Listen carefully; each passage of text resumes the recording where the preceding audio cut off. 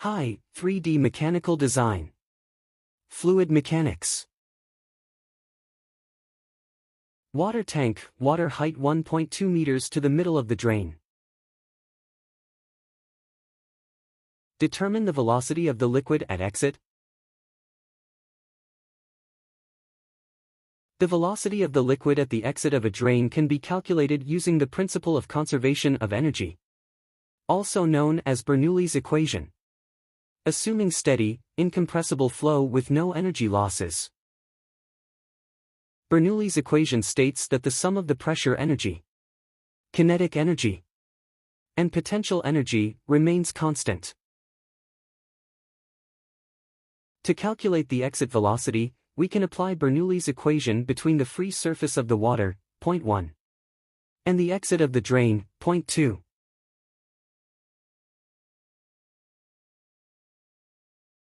At point 1, free surface. Pressure, P1, equals atmospheric pressure, assumed to be zero gauge pressure. Velocity, V1, equals 0, negligible velocity at the free surface. Height, H1, equals 1.2 meters. At point 2, exit of the drain. Pressure, P2, equals atmospheric pressure, assumed to be zero gauge pressure. Velocity, V2. To be calculated. Height, H2. Equals 0, datum level. The velocity of the liquid at the exit of a drain can be calculated using the principle of conservation of energy, also known as Bernoulli's equation. Assuming steady, incompressible flow with no energy losses, Bernoulli's equation states that the sum of the pressure energy, kinetic energy, and potential energy remains constant along a streamline. Applying Bernoulli's equation between these 2 points. Pressure energy, kinetic energy, and potential energy point 1 equals pressure energy, kinetic energy, and potential energy point 2.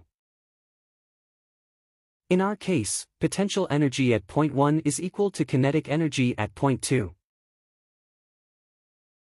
Substituting these values, we get square V2 divided by 2 equals G times H.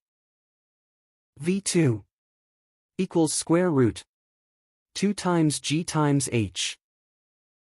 V2 equals 4.85 meters per second.